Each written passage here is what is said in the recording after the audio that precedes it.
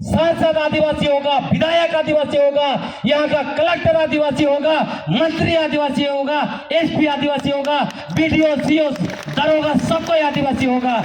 जब तक आदिवासी नहीं होगा दिक्कू लोग हमारा शोषण करेगा और यही हो रहा है। अबुआ दिसोम दिकुआ राज, यही है ना आज के समय में। इसी को ठीक करना पड़ेगा।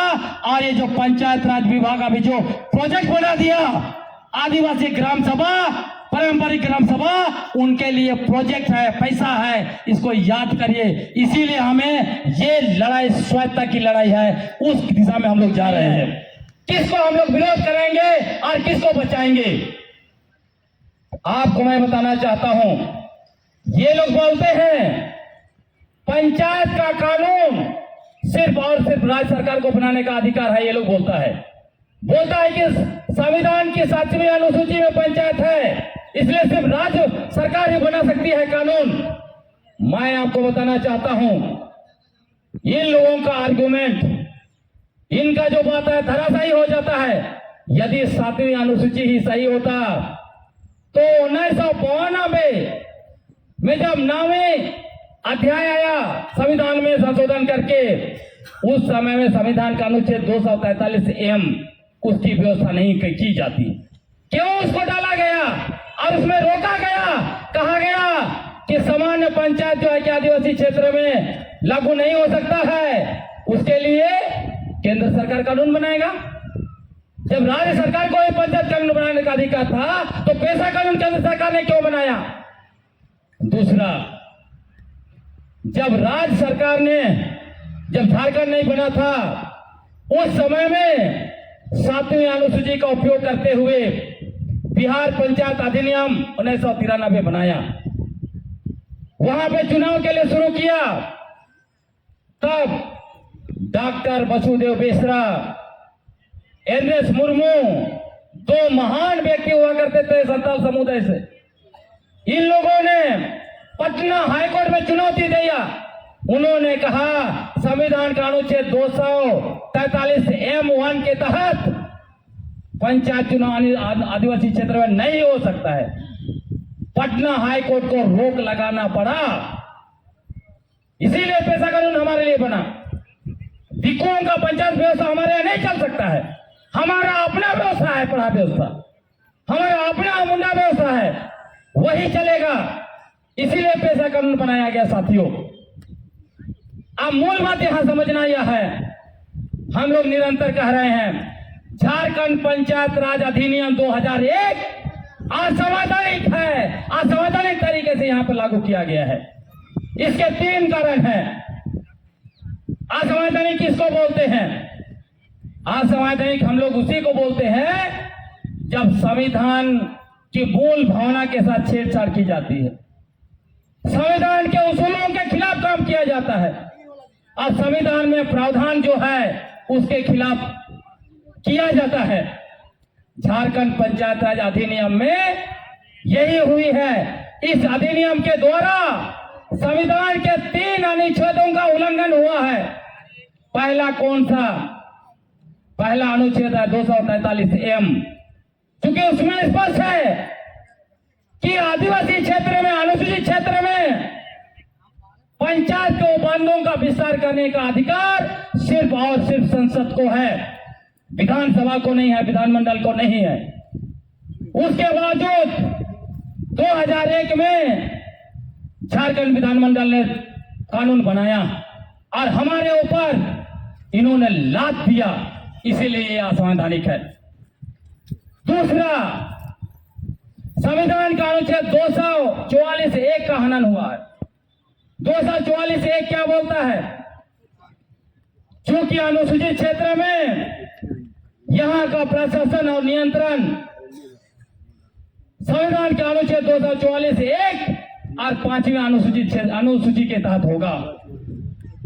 अब उसी में 5वीं अनुसूची पायरा 6 के तहत अनुसूचित क्षेत्र का निर्धारण करने का अधिकार सिर्फ और सिर्फ राष्ट्रपति को है।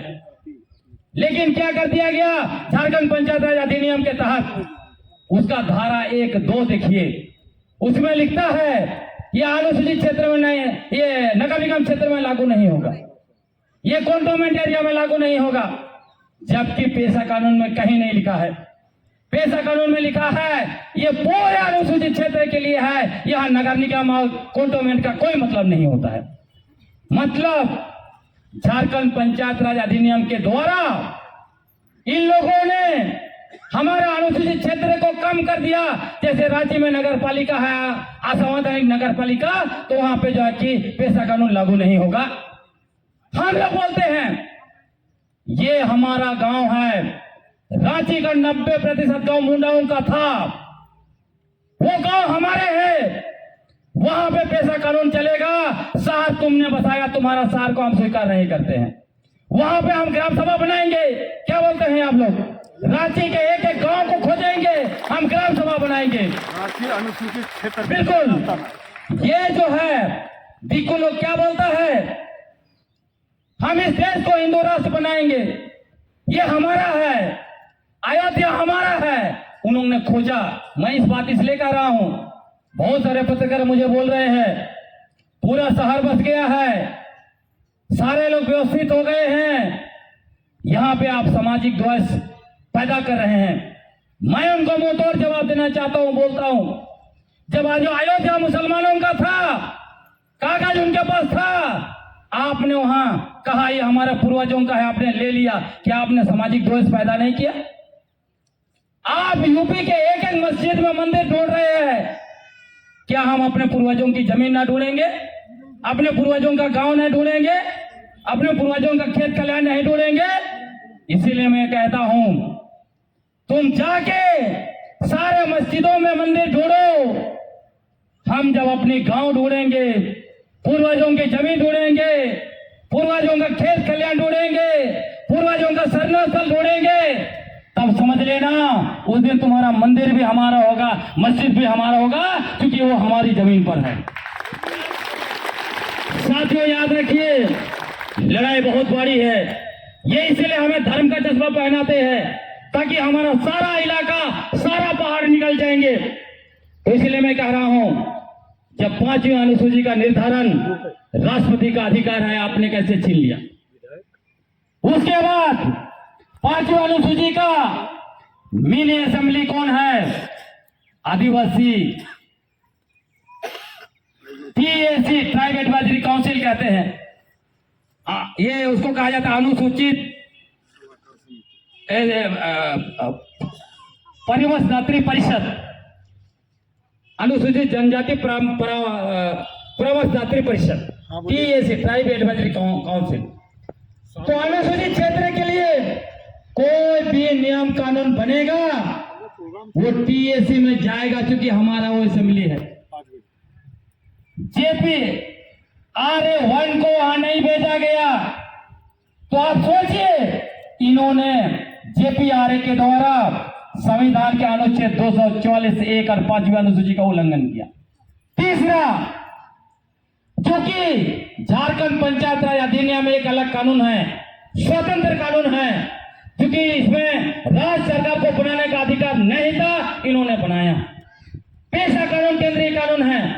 तो जब ये दोनों कानून एक क्षेत्र में लागू हैं, दोनों आपस में टकराते हैं, तो कौन सा कानून लागू होगा?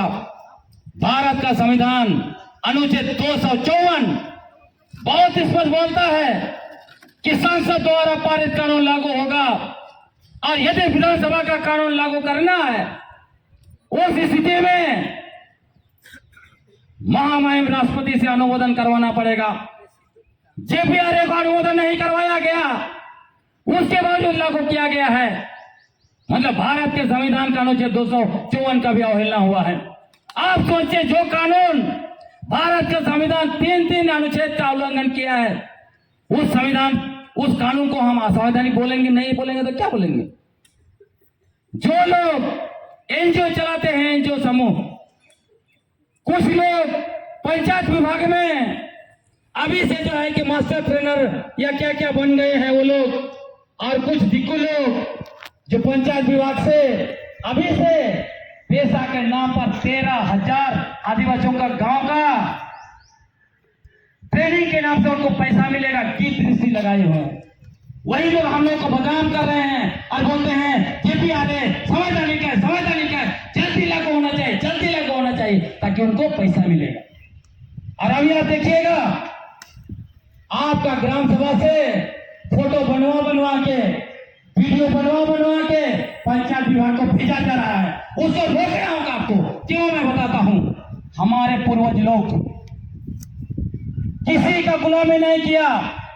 जब आर्य आए यहां पर यूरेशिया से 3500 साल पहले, उनके साथ लड़ाई लड़ा।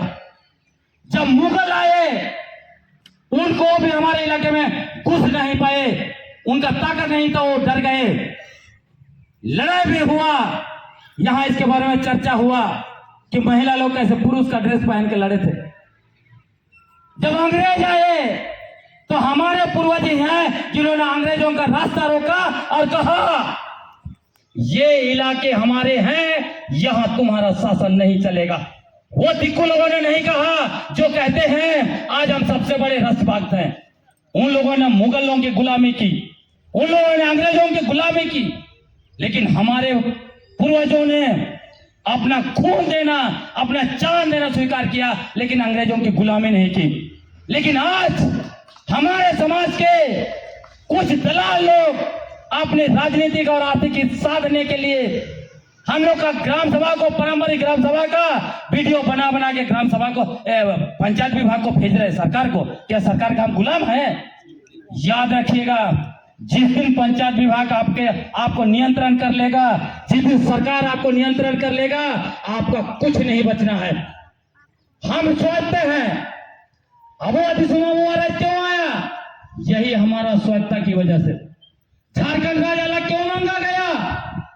आपको याद करना चाहिए, मरांगों के जयपाल सिंह मुंडा इंग्लैंड में पढ़ते थे। सबसे बड़ा ऑफिसर को उन्होंने डिग्री ले लिया, परीक्षा पास कर लिया। इंडियन टीम के हॉकी के कैप्टन थे। हर चीज को छोड़ के आदिवासी समाज के लिए आए। उन्होंने कहा अबुआ दिसुम अबुआ राइट। जब दूसरे लोग कह रहे थे कि हमको पाकिस्तान दे दो, कोई बोल रहा था हमको दलिस्तान दे दो, मरांगों के जयपाल सिंह मुंडा ने कहा हम अलग देश नहीं मांगते हैं, हम आरक्षण नहीं मांगते हैं, हमको अपने इलाके में अधिकार दे दो, स्वायत्ता दे दो। जिस तरह से 60,000 संतालों ने घोषणा किया ये इलाका हमारा है, यहां पर अंग्रेजों का शासन नहीं चलेगा। जिस तरह से धरती एवं बिरसा मुंडा ने घोषणा किया ये मुंडा दिसुमा यहां दिकुओं का शासन नहीं चलेगा, उसी तरह हमारा इलाका का दे दो। तुम्हारा आरक्षण नहीं चाहिए, तुम्हारा कुछ नहीं चाहिए। मतलब इसका मतलब क्या कहा था उन्होंने?